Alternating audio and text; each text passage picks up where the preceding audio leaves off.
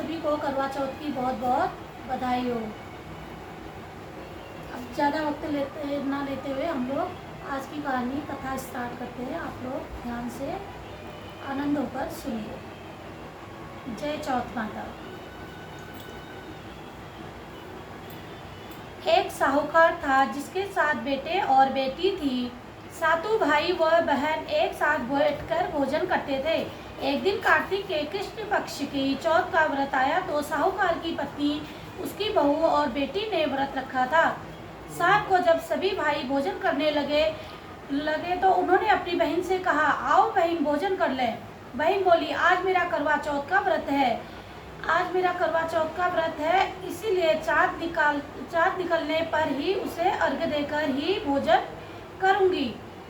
तब भाइयों ने सोचा कि चाँद के निकलने तक बहन भूखी रहेगी, अतः एक भाई पेड़ पर चढ़ गया और वहां उसने एक दिया जलाया और दूसरे हाथ से छलनी की ओट कर दी, जिससे वह दूर से चाँद जैसा लगने लगा।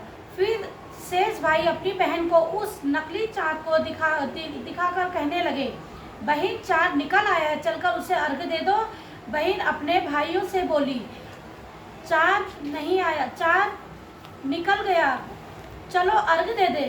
भाभियाँ बोली, तुम्हारा चाँद नहीं होगा, तुम्हारा चाँद निकला होगा, हमारा चाँद तो रात को ही उगेगा। तब बहन ने अकेले ही उस नकली चाँद को अर्घ्य दिया।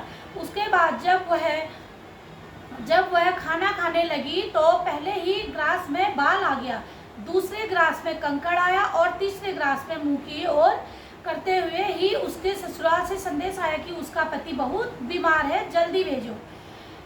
अपनी लड़की को विदा करते समय माँ ने कहा, रास्ते में तुम्हें जो भी मिले उसके पांव लगना और जो कोई भी सुहागिन रहने का आशीर्वाद दे उसके पल्ले में गांठ लगाकर उसे कुछ रुपए देना। बहन जब भाइयों से विदा होकर ससुराल को चली गई तो रास्ते में जो मिला वह सबके पांव लगी।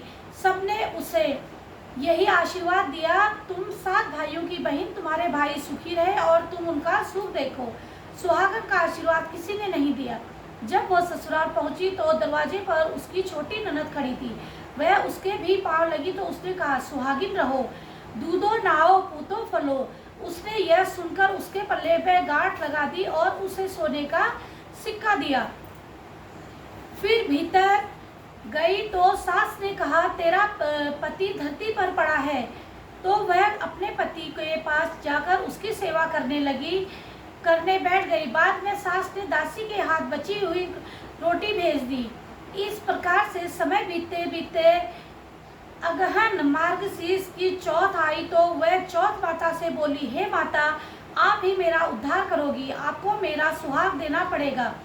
तब उस चौथ माता ने बताया, पोष की चौथ आए वह मेरे से बड़ी है, उससे ही कहना। इतना कहकर चौथ माता चली गई। फिर अगले महीने पूस की चौथ आई और वह भी यह कहकर चली गई, आगे वाली चौथ से कहना। इस प्रकार से माघ, फागुन, चैत्र, बैसाख, ज्येष्ठ, आषाढ़, श्रावण, भादव की चौथ आई और चली गई। फिर जब असौज आश्विन की चौथ आई तो उसने बताया, कार्तिक की चौथ ही तुम्हारा सुहाग वापस कर सकती है, वह आए तो उससे विनती करना। फिर वह भी चली गई। जब कार्तिक की चौथ आई तो भाइयों की प्यारी करवाले दिन में चाँद उगाने करवाले, व्रत खंडन करने वाली करवाले, यह सुनकर चौथ माता के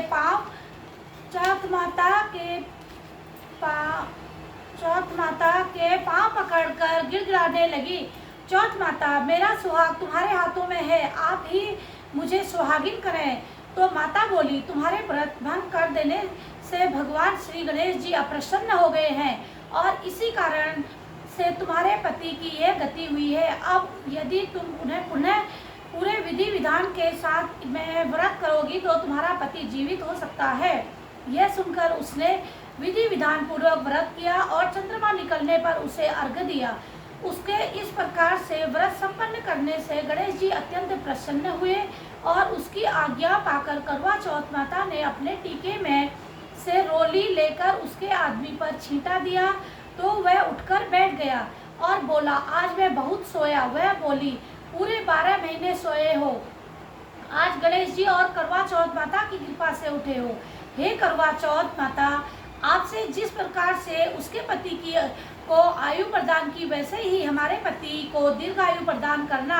जो भी इस व्रत को करे और जो भी इस कथा को पढ़े या सुने, उनके सबके पतियों को दीर्घ आयु प्रदान करना, सबको उत्तम फल देना, सबको उत्तम फल देना। बोले चौथ माता की जय।